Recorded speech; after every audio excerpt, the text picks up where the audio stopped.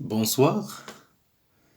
Dans cette séance, on va traiter un exercice consacré à la leçon de la modulation d'amplitude. Tout d'abord, on va lire cet exercice. On donne dans le système international d'unité l'expression de la tension à la sortie du multiplieur. US de t est égal à K.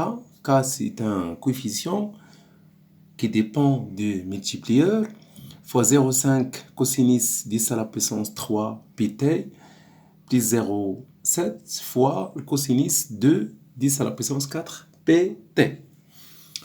La première question, déterminer la fréquence Fp de la porteuse et Fs, la fréquence du signal modulant. Donc, je vous rappelle que l'expression de chaque tension, donc la tension modulante, S de t plus U0, S de t, c'est le signal que l'on veut transmettre, c'est une tension de basse fréquence. U0, c'est la tension de décalage, ou bien la tension, la composante continue des tensions.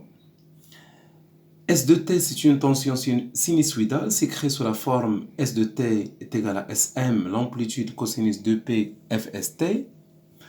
La tension porteuse, P de t, c'est le support qui transporte la tension modulante, c'est-à-dire le signal.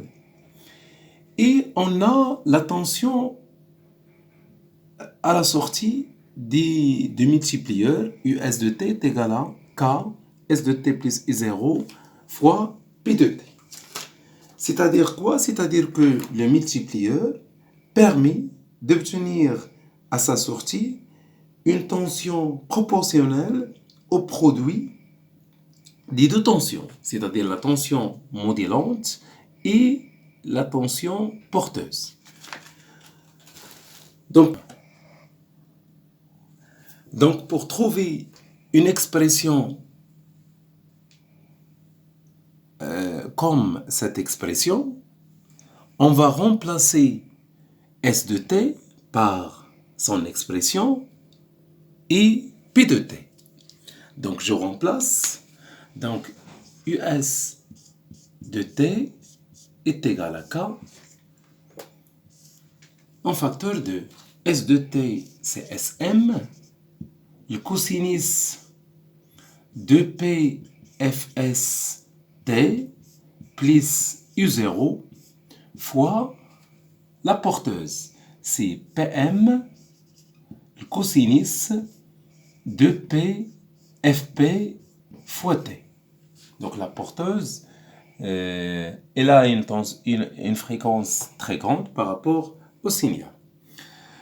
Donc, en comparant cette expression générale avec celle donnée dans l'exercice, donc qu'est-ce qu'on trouve? Donc on trouve que 0,5 représente Sm. Donc l'amplitude, en comparant les deux expressions, on trouve que l'amplitude du signal Sm, c'est 0,5 volts. Donc c'est une tension. On a aussi U0 est égal à 0,7 volts. 0,7. Et par conséquent,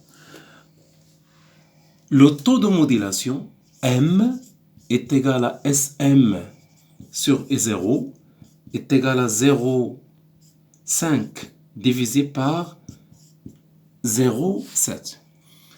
Ce qui donne M est égal. Donc ça donne 0,71. Comme vous voyez ici que le taux de modulation M, il est inférieur à 1. Donc c'est la première condition pour dire que la modulation est de bonne qualité.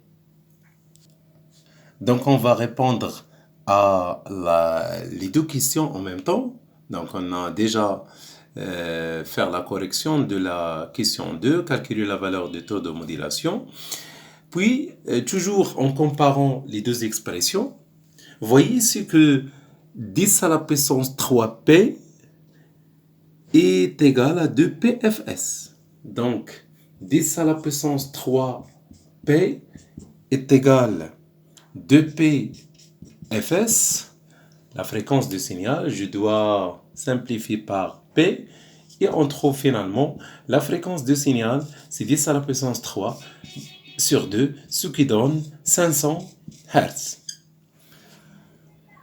On a aussi 2 10 à la puissance 4p représente 2pfp. Donc, 2 10 à la puissance 4, p est égal à 2pfp. On simplifie par 2 avec 2, avec 2p avec p, ce qui donne que la fréquence de la porteuse est égale à 10 à la puissance 4 Hz. Voilà. Et la fréquence du signal, c'est 500. En comparant les deux, on fait la valeur fp divisé par fs, ce qui donne que 10 à la puissance 4 divisé par 500, c'est 20. 20 fois. Voilà la deuxième condition pour une modulation de bonne qualité. Donc, conclure. Donc, qu'est-ce qu'on voit dans cet exercice? On voit que la fréquence de la porteuse est égale à 20 fois la fréquence du signal et le taux de modulation inférieur à 1 et par conséquent, la modulation la modulation est de bonne qualité. Donc, on a le taux de modulation M inférieur à 1, la fréquence de porteuse, le rapport de Fp sur Fs, il est supérieur ou supérieur à 10 fois. Donc, par conséquent, on conclut que la modulation est de bonne qualité. De bonne qualité. Voilà pour cet exercice et merci.